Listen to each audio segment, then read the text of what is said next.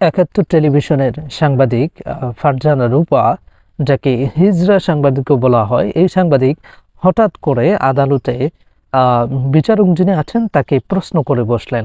প্রশ্নটা কি? প্রশ্নটা করলেন যে আমাকে শেখ হাসিনা হত্যাকাণ্ডে আমাকে উস্কানির যে মামলায় তাকে গ্রেপ্তার করা হয়েছে, সুতরাং সে বলছে যে আমাকে তাহলে উস্কানির মামলা দেওয়া হোক, আমাকে মনোয়ার হোসেন বা কি যেন পাটোয়ারি তার ছেলের হত্যা মামলায় তাকে অ্যারেস্ট কেন করা হয়েছে, সে প্রশ্ন করে বসলেন হঠাৎ বিচারককে।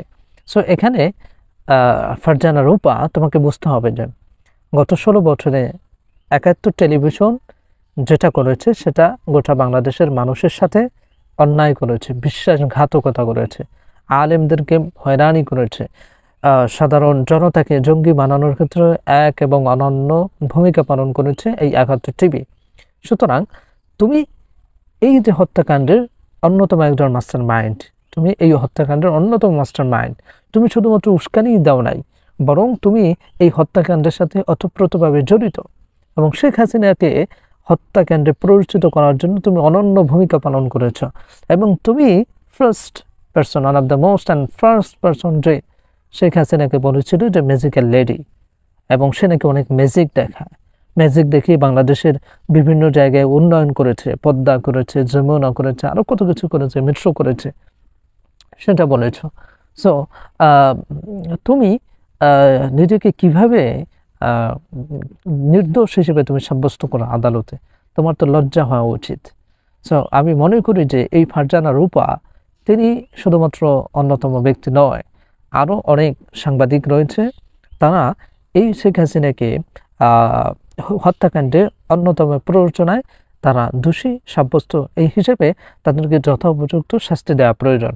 সেকেন্ডলি আমি বলবো যে শেখ হাসিনা যেদিন ছাত্র জনতাকে রাজাকার হিসেবে অভিহিত করেছিল, রাজাকার যে বক্তব্য দিয়েছিল, সেই জায়গার একজন সাংবাদিক যার কথার পরে শেখ হাসিনা তিনি ছাত্রদেরকে বলেছিলেন যে আমরা মুক্তিযোদ্ধা সন্তানদেরকে চাকরি দেব না, রাজাকার সন্তানদেরকে চাকরি দেব, এই যে কথাটা বলেছেন, এবং এই কথার আগে যে সাংবাদিক তাকে এই কথা বলার জন্য প্ররোচিত করেছিল, সেই সাংবাদিক কে আমি তার নামটা জানি না, বা কোন সংবাদ মাধ্যমে তিনি সাংবাদিকতা করেন সেটাও জানেন, সেটা ফুটেজ দেখলে অবশ্য বুঝতে পারবেন যারা দায়িত্বশীল আছেন, প্রশাসন আছে তারা।